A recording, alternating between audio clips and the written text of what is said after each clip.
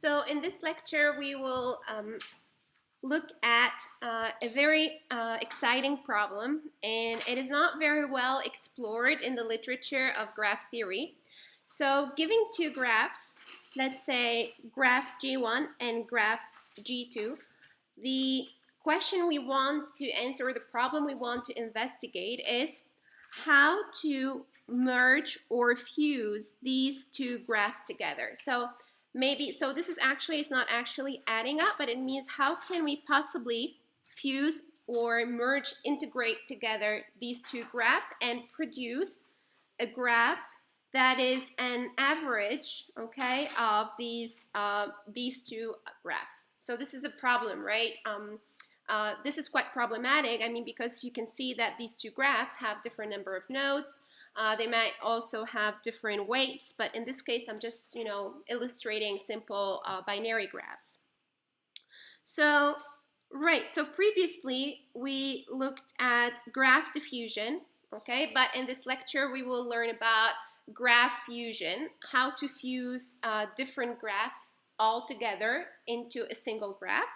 So in the previous lecture, we used the diffusion concept to self-diffuse adjacency matrices of a graph, or for graph self-diffusion, and we looked at multiple applications, including, for example, segmentation, image segmentation, and also clustering, and there is a whole lot that we can do through self-diffusion. Now, in this lecture, we're presenting a new application that intersects graph theory with machine learning. So we will learn about graph cross-diffusion and fusion, right? And this is actually related to the field or the concept of cross-domain metric learning in machine learning. And as an application, we will look at image retrieval. Okay, so this lecture is based on this research paper by Wang and colleagues or co-authors, published in CVPR 2012. Okay, so let's look at the problem that we want to solve. So here, we hypothesize that we have two graphs, okay, G1 and G2, and in this case, the two graphs actually have exactly the same number of nodes, okay? Same number of nodes. And as you notice, for each graph, we have its corresponding adjacency matrix, okay? So one easy way, like if you guys think about how can we possibly merge these graphs or fuse them together, any ideas? How can we do that? Given that they have exactly the same number of nodes, and by operating or leveraging their adjacency matrices, let's say W1, and we have the other adjacency matrix, W2. How can we possibly merge these two graphs? Any ideas? Summing and dividing by 2 if you want. So like just doing the sum, and then we get basically the average matrix. So this is, let's call it W fused, and we can also divide by 2. Okay, so this is an easy way. Now, for case 2, we have this, right? So we have two graphs, but the number of nodes are different. So one is a small graph, one is a bigger graph, and even the adjacency matrices, they have different dimensions, right? So this is also a very tricky problem. How can we possibly fuse these two graphs? So in today's lecture, we will focus more on the first case. There is actually a limited literature on graph fusion methods, so feel free to look that up in Google or Google Scholar. But there isn't a whole many methods to solve this problem. So this is, you know, like the bad news. However, the good news is that there's a lot, like a big room to design new algorithms to fuse multidimensional graphs. So we can try to develop this field, those who are interested. Yes? How do you match nodes of two graphs? Different numbering change? That's the question. So this is the problem we want to explore. So but as I mentioned in today's lecture, we're going to just look at this because averaging is it's a very simple technique, right? To just, you know, look to put to fuse two graphs. So we will look at a more robust technique to noise because averaging, as you guys know, is not robust to outliers. So when you have outliers, it might bias your whole average if you have outliers in your adjacency matrix. Okay, so the second part is like, this is something to think about, so you guys can think about it and can be like a good question to ponder upon. Okay, so now previously we have this is the summary table, the PDF you find below, you can find below the video of graph theory lecture 7. So what we have looked at, let me just, you know, resume. So there is one thing that is quite interesting. So here we had a graph with n nodes, right? And then this is the similarity matrix or the graph adjacency matrix. And the diagonal matrix that stores the node strength. And the P here is what we call the transition kernel, or it's viewed as a row normalized version of the similarity matrix W. Now for this one, this equation, it's what is interesting, what we found interesting in the previous lecture. So this is what we call the diffusion process. So we're diffusing the diffuse W via the kernel P, okay? So the diffusion process, as you guys know, it's like a smoothing process. So this is why we called it a smooth similarity matrix. And we diffuse W iteratively over a timeline, you know, like a fixed timeline. And then after that, the last step is self-normalizing the optimal self-diffused W matrix. Now, there is something, I would like you guys to actually connect these two ideas. So here, we have two ideas. The first one is the self-diffusion, right? And the second one, if you recall from graph theory lecture 5, we talked about walks and power matrices, okay? So the number of walks of length k joining any two nodes vi and vj of a binary graph is given by the ij element of matrix W to the power of k, okay? And here, if you look at this, what are we actually doing? Anyone? So if we keep on iterating this many times, so we have Wt equals W P plus I, but then if I do this,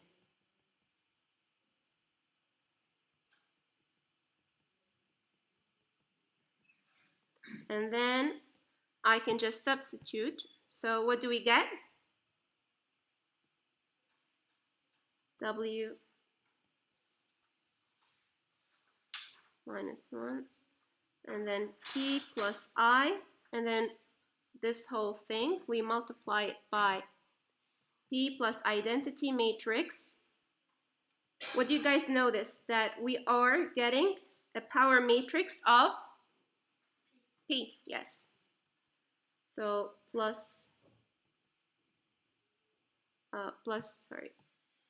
identity plus P plus I. So there's somehow like we are counting the number of walks on this diffusion kernel that we are using. So there is a relationship between the walks that you're doing, like, because diffusion is like related to walks, right? And this is what we learned before. So this is something to contemplate and think about. Now, the new idea that we're trying to get here is instead of using just a simple self-diffusion as in the previous lecture, we will learn about a new concept, which is a cross-diffusion for graph fusion, for fusing different graphs. And also this cross-diffusion, we can use it for what we call metric fusion. So a metric is like, encoded into a similarity matrix. And this is also what we can call a cross-domain metric learning. So I will explain a little bit more. So in this paper, we can consider that this is actually a generalization of the self-diffusion process, but across different domains, okay? So it's a more powerful generalization of graph diffusion concept. Now, what are the potential application of unsupervised metric fusion? So I explained the metric in the previous lecture. So what does unsupervised mean? It means that we are looking at the data without using any labels. So, which means there are no tags. Like, I don't know, for example, if I look at this shape, it might be like I can tag it as a circle, but I don't have any labels or tags to the data. I just look at the data in its raw format. So here, one potential application, you guys can think about that, but I'm going to give you an application here, which is data retrieval. So what does data retrieval mean? So for example, I have an input image. I have a big data set with lots of images, okay? And then I do have an input image. So I give a query.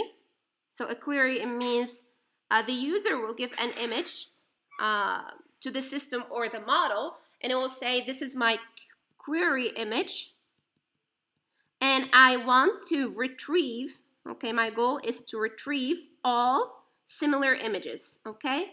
Similar images or similar data samples. It can be anything, right? In this case, it's images. So you can see that using exactly the same query image, but different methods. So I'll explain. So we have different methods. Each row represents a method, right? We retrieve similar images. Now, what do you guys notice when we compare the first row, the second, and the third? So which method is the best?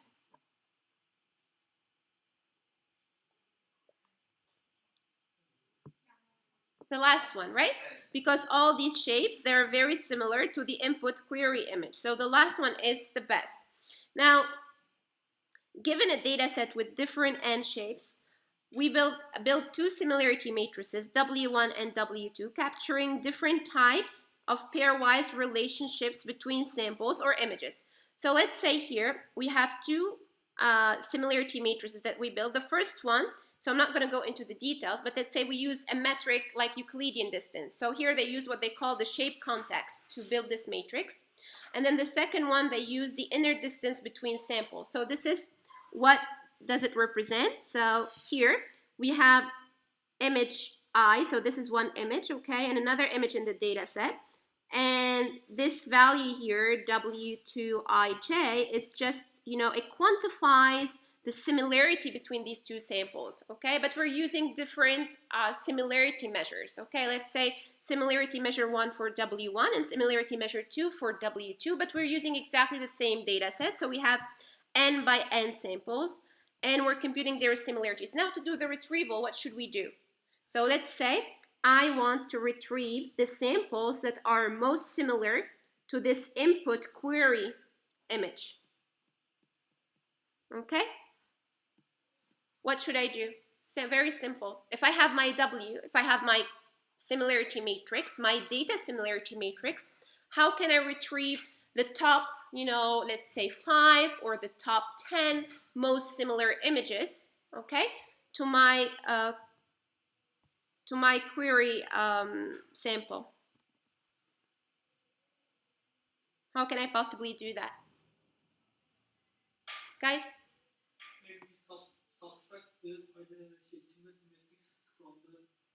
So here what?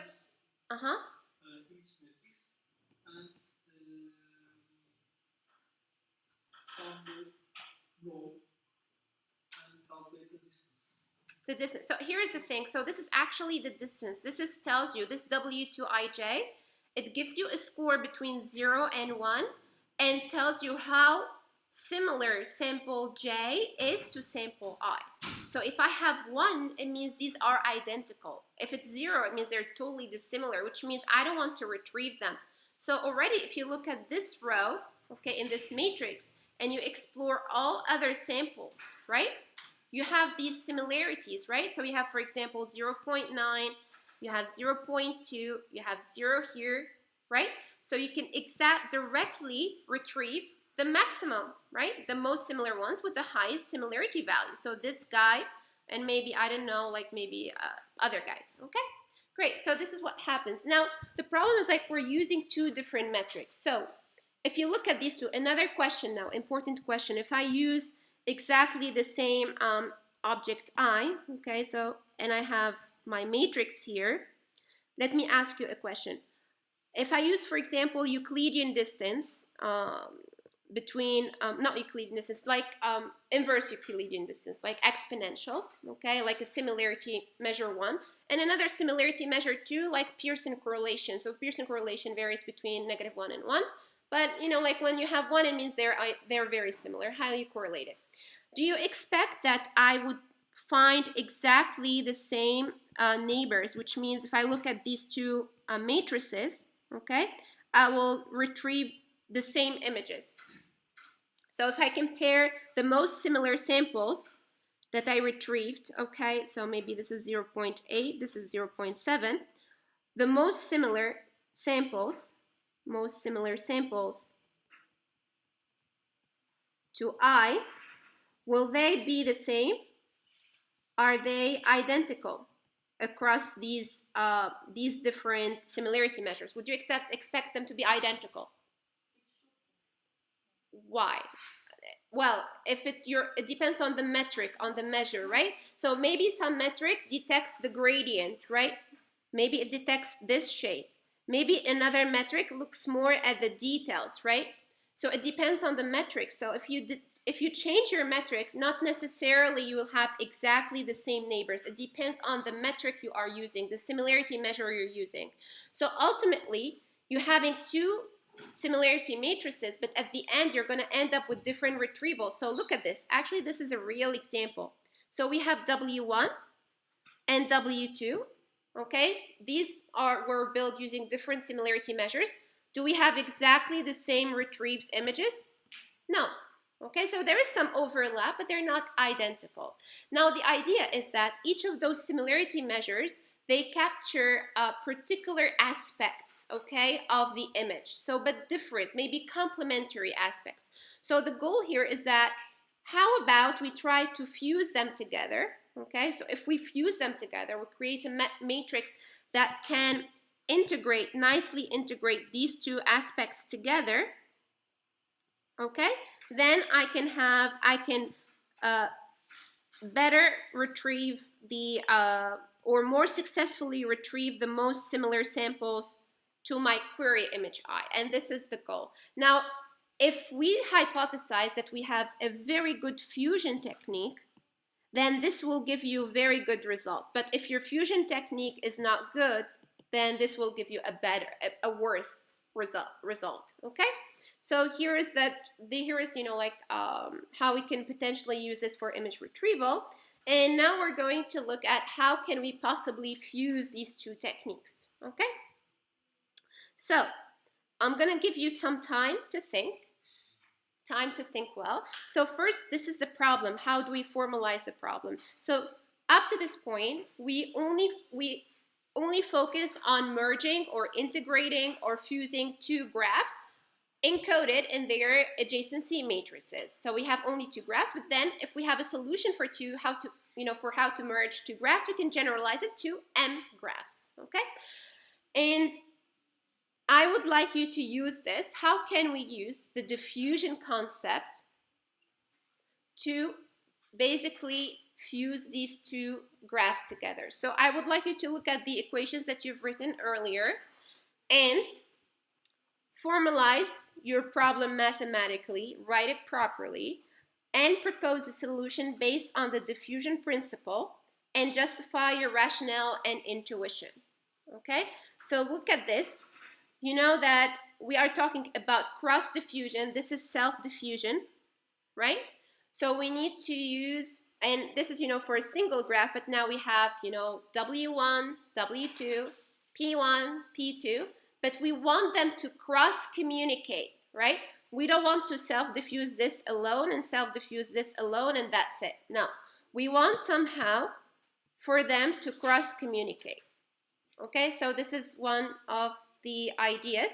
So I will give you 5 minutes, and I would like you guys to write something properly and think about it. Think about how to solve this problem.